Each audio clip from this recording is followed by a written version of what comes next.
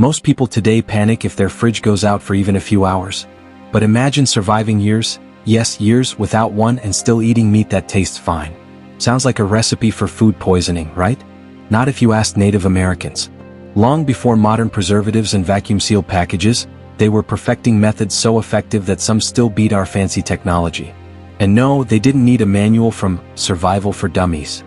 They had something better: centuries of experience. Let's start with one of the oldest tricks in the book: smoke. And no, not the kind that sets off your fire alarm at 2 a.m. because you forgot about your pizza. Native Americans understood that smoke was more than a campfire byproduct. It was nature's disinfectant. Slow, steady smoke pulled moisture out of meat and coated it with compounds that told bacteria, "You're not welcome here."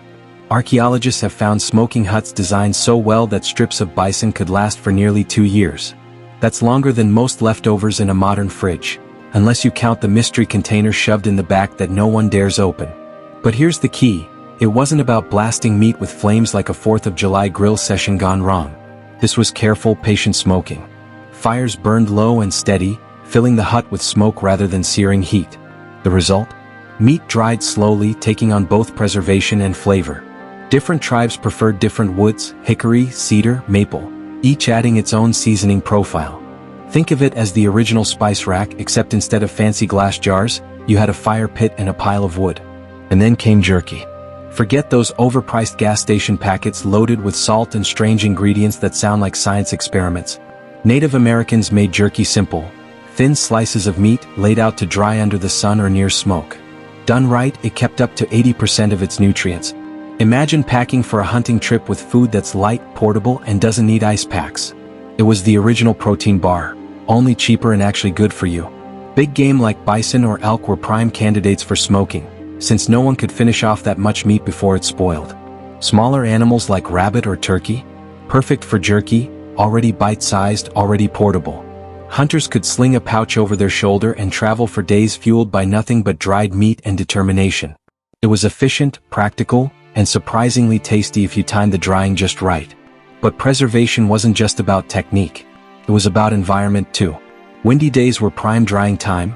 Natural airflow whisked away moisture. Cooler seasons worked better for smoking than blazing hot summers.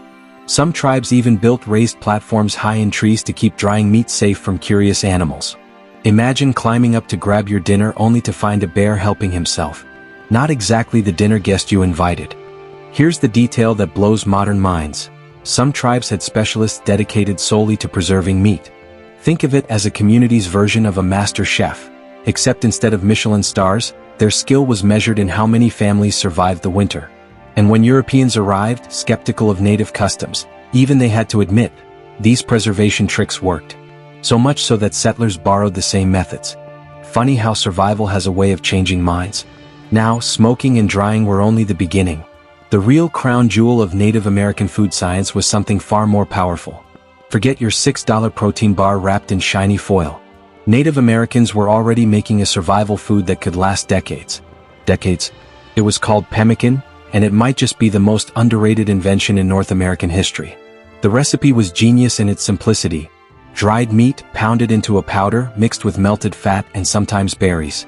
Doesn't sound glamorous, but this stuff was calorie-dense, portable, and practically immortal. A well-made batch could last longer than your mortgage payments. No exaggeration.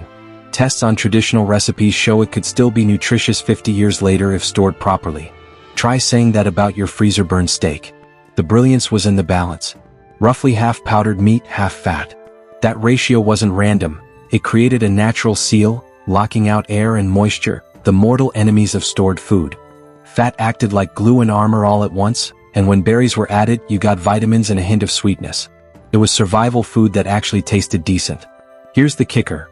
1 pound of pemmican packed around 3,500 calories. That's basically 3 pizzas in your pocket, except instead of a food coma, you got enough energy to march across the plains or hunt for days. Native American runners could cover up to 50 miles in a single day on nothing but pemmican and water. Modern energy gels don't even come close. Think about it. In an age with no electricity, no freezers, and no preservatives beyond what nature provided, Native Americans created a food so durable it became currency. Traders used it like money. Some records even describe wars fought over the right to trade or control pemmican. That's how valuable it was. So, next time you toss a pack of beef jerky in your cart at the gas station, remember, you're holding a modern, watered-down version of a Native American survival masterpiece. Except theirs didn't just get you through a road trip. It got entire communities through brutal winters, endless hunts, and cross-country journeys. And here's a little challenge. If this history fascinates you, stick with us because the ways Native Americans stored and protected their food only get more inventive. From fat-sealed clay pots to underground meat lockers, they were running prehistoric versions of modern food science, and often doing it better. If you're enjoying this journey through forgotten survival wisdom, don't forget to hit that like button and subscribe. There's a lot more to uncover and you won't want to miss it. If smoking and drying meat were the opening act, clay pots sealed with fat were the headliner. Forget Tupperware. Forget Ziploc. Native Americans had already cracked the code on long-term leftovers centuries earlier. And the method was so simple, it makes you wonder why we even bother with expensive plastic containers that always lose their lids. Here's how it worked. Cooked meat went into a clay pot or sometimes a bark container. Then came the magic move, a thick layer of rendered fat poured right on top. Sounds basic, but this fatty lid worked like a force field. Air and bacteria couldn't sneak in, and the meat underneath stayed fresh. Not for a week, not for a month, for half a year. Try pulling that off with your weekend meal prep. But here's where it gets impressive. These weren't just random mud pots. Native American potters were engineers in their own right. They picked clays that could handle temperature swings without cracking. They treated the surface with plant resins and oils that acted almost like modern glaze. Some pots even had ridged rims designed specifically to hold the fat layer in place. That's not primitive, it's precision. And fat wasn't all created equal. Bison and bear fat were the MVPs of preservation. They had higher melting points, which meant your carefully packed meat didn't turn into soup the second spring sunshine hit. Tests on recreated methods show that a proper fat seal reduced bacterial growth by 95%. That's better than some modern preservatives with names you can't pronounce. Some tribes took the idea one step further and buried the sealed pots underground. What? Simple physics. The earth kept a steady, cool temperature, like a natural fridge. Archaeologists measuring old storage pits found ground temps hovering between 35 and 45 degrees Fahrenheit year-round. Cool enough to keep food safe without the hum of electricity. And don't think this was just about survival gruel. These pots sometimes held delicacies. Beaver tail, considered a rich treat. Rendered bear fat, prized as both food and sealant. One container could pack enough calories to feed a family for days. Efficient packaging? Absolutely. And eco-friendly before that was even a buzzword. Of course, not every experiment was a success. Archaeologists have dug up cracked pots and spoiled remains, proof that mistakes happened. But trial and error only sharpened their techniques. By refining clay mixes, seal thickness, and storage spots, they built a preservation system that kept entire villages alive through brutal winters. Now let's scale things up. What if you had more meat than one pot could handle? Say, a successful bison hunt and thousands of pounds of fresh meat on your hands. You couldn't exactly stack that in a pantry. The solution was brilliant. Underground storage pits. These weren't just holes in the ground. They were carefully designed meat lockers. 6 to 8 feet deep, lined with grass or bark to prevent direct soil contact. Then came alternating layers of meat and insulation. Sometimes they even used sweet grass, which modern science confirms has antimicrobial properties.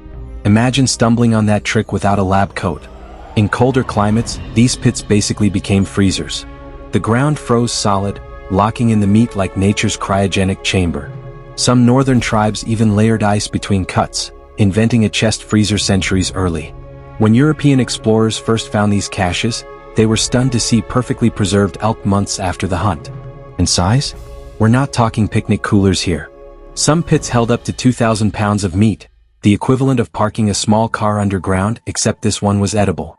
Archaeologists have uncovered pit neighborhoods, entire clusters of storage holes arranged to maximize drainage and minimize spoilage. Real estate mattered. North-facing slopes stayed cooler, sandy soils drained better than clay. These people understood land in a way that makes modern city planning look clumsy. But what about security? A pit full of meat is basically a buffet for predators. Tribes had solutions. Heavy stones covered the openings. Camouflage markers told humans where to dig, but didn't attract animals. Some groups even planted specific shrubs around their storage sites that repelled wildlife. It's the prehistoric version of keep out signs. Management was just as important as construction. Some tribes appointed keepers. People in charge of tracking which pit held what and when it was safe to open. Think of them as inventory managers before spreadsheets. With marker sticks and memory, they rotated supplies and kept spoilage low. Studies suggest that only about 1 in 10 pits failed. Honestly, that's a better record than most of us have with leftovers. The genius of these underground freezers was how they turned the earth itself into a survival tool. No wires, no humming motors, no defrost button. Just dirt, grass, stone, and centuries of tested knowledge. And it worked.